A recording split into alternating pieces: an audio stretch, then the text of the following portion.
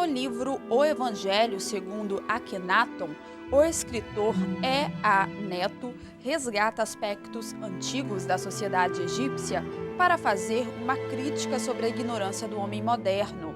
A obra leva o leitor a uma verdadeira viagem no tempo e no espaço, despertando-o para conhecer melhor o universo e a natureza.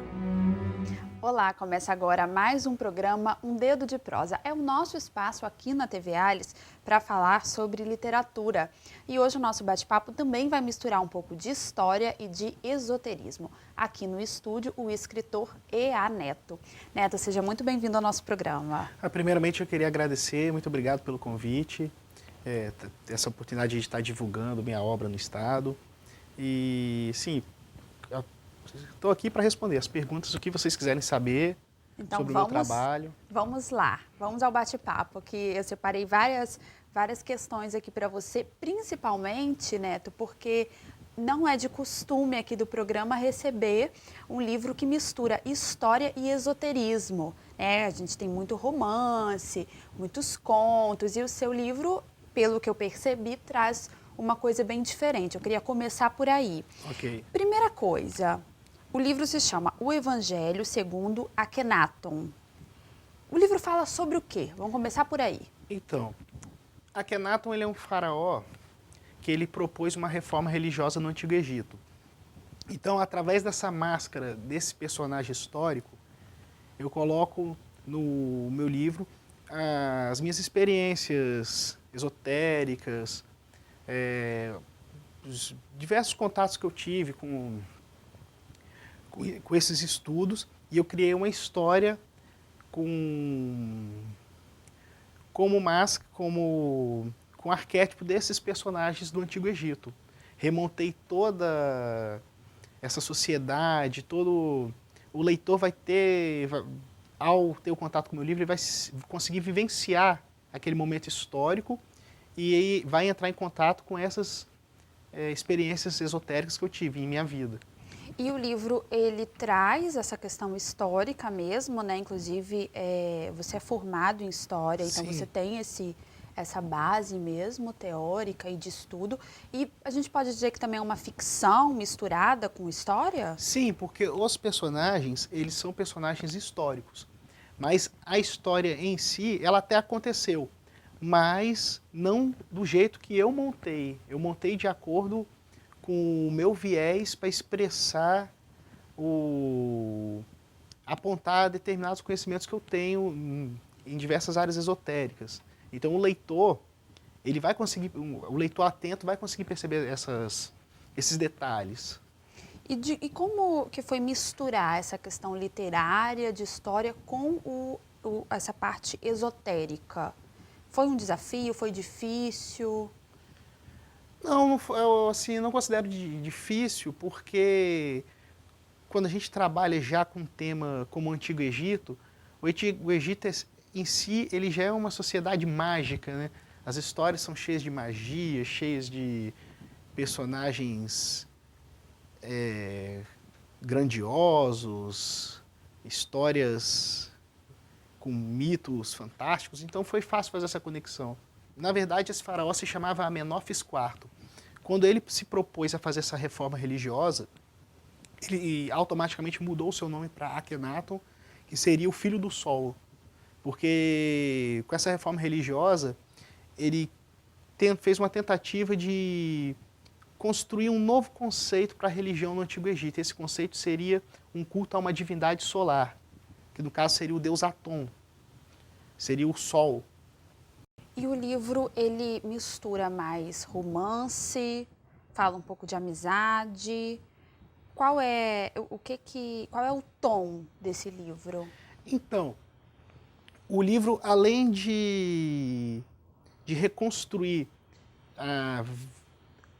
aquele momento histórico em que o faraó estava começando a fazer essa reforma, as situações que ele estava vivenciando, além de reconstruir isso daí, esse meu livro passa essas experiências esotéricas que eu tive. Um leitor atento vai encontrar cabala, vai encontrar conceitos do tarô, vai encontrar vários assuntos pertinentes ao esoterismo nesse livro. Mas, embora não seja uma obra totalmente esotérica, é uma obra de literatura, mas tem essa influência. Você comentou também que você utiliza, né, essa história do Antigo Egito também para fazer algumas críticas mesmo ao próprio homem moderno. Sim. Que críticas seriam essas? Seria assim, como eu poderia dizer? O leitor atento vai perceber que, quando eu me refiro aos sacerdotes do Antigo Egito, se o leitor quiser colocar no contexto, trazer para a nossa época, e imaginar que eu esteja falando de algum grupo político, ou que eu esteja falando de algum grupo religioso, o leitor vai conseguir captar a mensagem. Então dá para fazer uma relação com o contexto mesmo que a Atual, gente vive. com certeza, dá para fazer uma relação com o contexto atual. Isso foi uma proposta sua? Você quis fazer isso ou acabou que no final da obra você percebeu que dava para fazer essa relação? Não, eu já construí, eu montei esse quebra-cabeça intencionalmente. Cada detalhe que eu coloquei no livro foi intencional. Então o leitor atento vai perceber. Neto, então o leitor ele também tem uma participação ativa quando lê esse livro, porque depende muito da interpretação dele, é isso? Com certeza. A proposta do livro é, além de fazer o leitor ter uma viagem transcendental àquele período histórico do Antigo Egito, é também levar o leitor a abrir os horizontes, a despertar a sua visão interior e enxergar as coisas como elas realmente são. E como foi reconstruir esse Antigo Egito, né? Eu já comentei que você é professor de história, então Sim. você já tinha um conhecimento sobre essa época. Sim, sim. E como foi reconstruir isso em palavras, né? Utilizando a literatura? Então, primeiramente eu busquei todos os detalhes para estar colocando no livro assim as paisagens, como seria o jeito assim mais correto para o leitor conseguir entrar nessa viagem e se sentir no Antigo Egito. Eu pesquisei bem sobre isso daí e, para fazer a conexão com os meus conhecimentos esotéricos, eu vi aonde que eu poderia encaixar da forma assim, para não acontecesse um anacronismo, né? Porque embora você tá falando um período de tempo que é totalmente diferente ao nosso, você querer mesclar as duas coisas, às vezes você corre o risco de estar caído no anacronismo, né? Que não é o que não seria interessante. E a questão do esoterismo, né? Você disse que também tem um estudo sobre isso. Sim. Suas experiências foram onde, assim, onde você buscou também fonte de pesquisa para essa parte esotérica do livro? Basicamente, as minhas influências de esoterismo, eu tive muito contato com vários espiritualistas. Eu sou sim, estudioso na obra de Aleister Crowley, li bem os livros dele, tenho muita influência nele. A própria Golden Dawn também tem muita influência da ordem hermética Aurora Dourada. E essas influências. É isso, para quem não entende, Neto? A Golden Dawn seria o que as pessoas chamam de sociedade secreta. Seria uma sociedade secreta que surgiu na Inglaterra, em 1888. Seria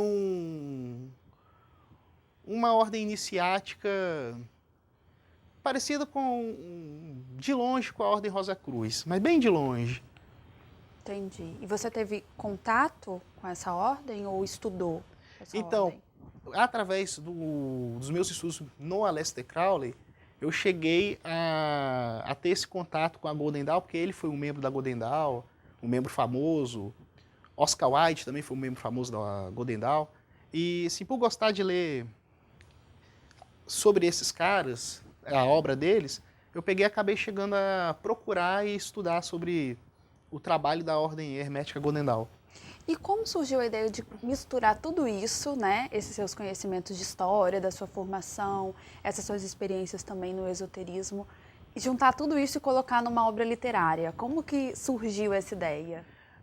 Sim, foi uma coisa que acabou acontecendo naturalmente, porque, assim, eu já escrevi algumas coisas e alguns amigos olhavam, achavam interessante, aí comentavam, pô, acho que você deveria escrever um livro. Falei, então tá, vamos tentar encontrar algo conciso, algo concreto e colocar no papel.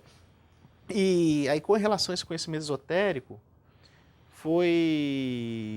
também não é assim nenhuma novidade. Existem vários autores que já fizeram isso. O próprio Paulo Coelho, o trabalho dele literário é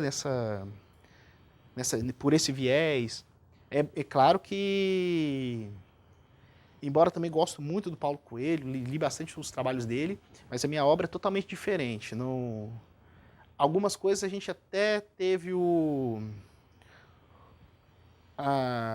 pré-conhecimento parecido, porque o Paulo Coelho teve contato com a Aleister Crowley, teve contato com... Mas a gente escreve sobre coisas totalmente diferentes. Não tem nada a ver com... São estilos diferentes. E quem foi, assim, qual autor que foi referência para você? Você considera que, embora... As referências... literárias, assim, quais foram as suas referências? Porque você comentou que o Paulo Coelho, né, apesar de também falar um pouco da questão esotérica, trata de temas e é uma linha diferente. De alguma maneira, ele foi uma referência ou não? Eu acho que Paulo Coelho não colocaria como uma referência, não, mas ele pode ter sido... inspirou em alguma porcentagem, ele acabou influenciando, mas as influências maiores em estilo, eu posso dizer que Aleister Crowley, sem sombra de dúvida, todo o meu trabalho literário é muita influência de Aleister Crowley. Vamos ver também o estilo de Nietzsche, não a filosofia em si no livro, mas a forma de escrever. Eu tenho muita influência de Nietzsche nele, copiei um pouco esse estilo de escrever. E deixa eu ver alguém relevante também. A princípio, assim, acho que as minhas maiores influências foi na escrita, Nietzsche, mas os conceitos de Aleister Crowley. E quanto tempo, mais ou menos, você demorou aí para escrever o livro, quando você decidiu que ia, né, enfim, iniciar esse projeto? Quanto tempo você demorou para colocar isso tudo no papel? Eu levei aproximadamente um ano. Um ano para remontar toda a sociedade egípcia, colocar como eu havia dito, colocar os conceitos esotéricos, para não estar acontecendo anacronismo, para ter um trabalho assim concreto, nada assim que discordasse. E o que foi mais difícil nesse processo, Neto? Porque assim, é o seu primeiro livro publicado, né? Eu sei que você tem outros projetos, nós vamos até falar deles, mas qual foi a sua maior dificuldade, já que você não era um projeto de vida seu, né? Você decidiu fazer o livro. O que foi mais difícil nessa caminhada? Com certeza, assim, o mais difícil é você pegar, assim, fazer críticas sociais dentro da história de uma forma que não acontecesse um anacronismo e também não fosse uma crítica direta, porque você criticar diretamente, colocar sua cara para bater é uma coisa muito complicada. Então, o leitor atento vai conseguir compreender o que eu estou criticando, sobre o que eu estou falando. Tá bom. Eu tenho outras perguntas para fazer. Inclusive, o livro tem 2 partes, né? Nós falamos da primeira parte do livro. E essa segunda parte eu quero falar depois do intervalo, pode ser? Ok. Bom, o programa Um Dedo de Prosa vai fazer um breve intervalo, mas já volta, não saia daí.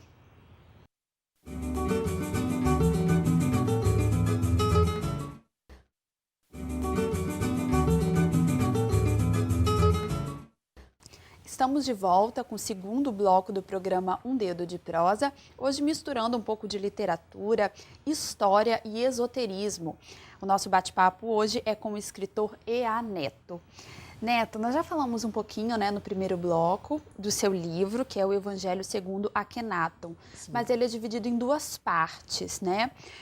Você contou um pouco de como foi a construção disso, o seu cuidado, né, para trazer esse cenário todo do Antigo Egito para o leitor, que também tem essas críticas nas entrelinhas aí, e aí o leitor precisa ficar atento também para pegar, né, essas suas críticas à modernidade. O livro é dividido em duas partes, né? Aí nós falamos da primeira parte, que é o Evangelho segundo Akhenaton, e tem essa segunda parte, que é o livro de Gog. Isso. Eu queria que você falasse um pouquinho sobre isso, porque já é uma parte diferente, Justamente. né? Sobre o que é? Então, o livro de Gog, ele fala sobre a tentativa de um padre exorcista que, ao se deparar com um garoto possuído por um determinado espírito, ele vai realizar todo um ritual de exorcismo.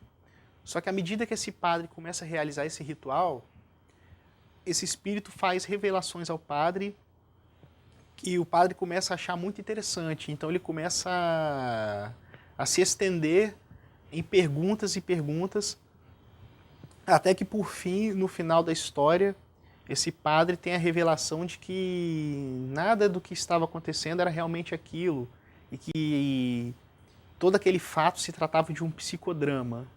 Não era uma situação real, eram coisas que estavam dentro da própria psique desse padre.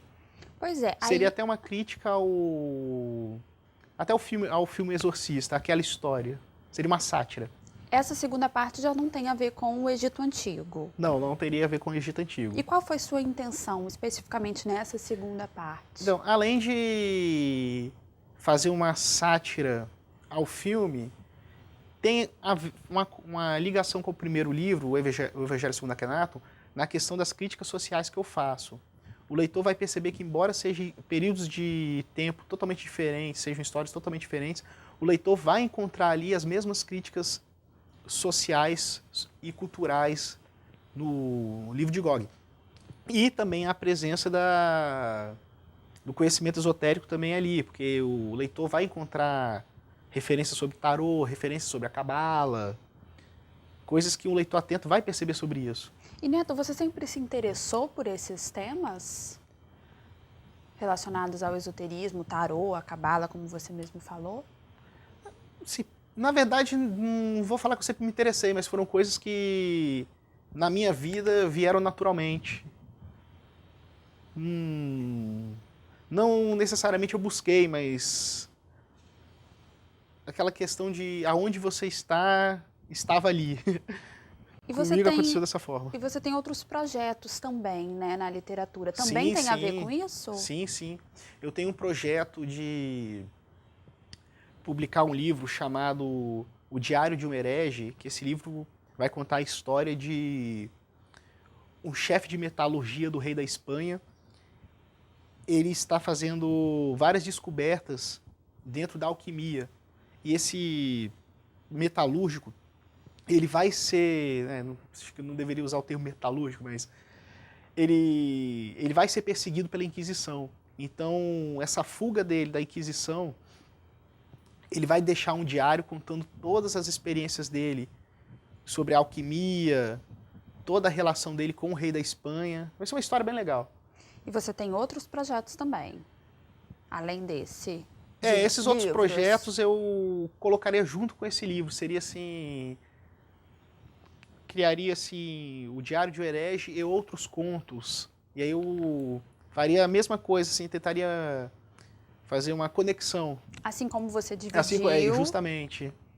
E você escreve outros tipos de gêneros, assim, poesia, ou mesmo começou por essa coisa ficcional, né, mais misturada com a história? Então, na verdade, todo o meu trabalho como escritor, eu, além de fazer uma prosa com um contexto esotérico, também os meus poemas, o leitor vai encontrar poesias também com esse viés no esoterismo. Queria pedir para você ler um pedacinho do livro, pode ser? Pode sim. Vai ser da primeira parte ou da segunda parte? Da primeira parte. Da primeira parte, do Evangelho segundo Akhenaton. Isso. É bom que a gente sente o espírito do livro quando lê um pedacinho. Então, eu separei um trecho aqui que inclusive tem essa questão da poesia que você havia perguntado, então vou ler um pequeno trecho. Atom me presenteou com um enigma, o enigma de Atom. Os dias são longos e escuros, a luz está machucada e em seus seios não há leite para o filho, apenas sangue que cai de suas feridas. Aquela criança bebe e fica forte. A loucura tornou-se uma doença comum. Homens estão estagnados, são todos nécios, rufiões e glutões. Até mesmo a cerveja não presta mais. Um Deus que morre e a demência reina. Mas o brilho do sol desfaz a escuridão. Homens profanos morrem de mãos dadas com a ignorância. Atom reina agora. Sua luz é a nova vida. Todas as coisas germinam, elas estão respirando, e a água é boa. Assim, quando chegar a noite, a mais bela dançará sobre todas as estrelas. Ela é a dona dessas joias. Você considera o seu livro para todos os públicos? Porque tem uma questão de vocabulário também, né? Como é que você escreveu e pensou no público? Assim, é um público mais adulto? Seria um público adulto. Até mesmo por conta dos temas que são trabalhados? Né? Justamente.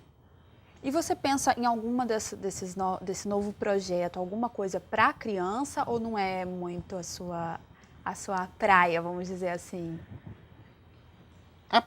Não vou dizer assim que não seria minha praia, porque eu também sou graduado em pedagogia, então talvez possa surgir uma ideia futura, mas no presente momento eu ainda não tenho assim, nada em mente focado para um público jovem ou infantil. Infantil e jovem, seria mais um público adulto. Justamente, meu trabalho é mais para o público adulto.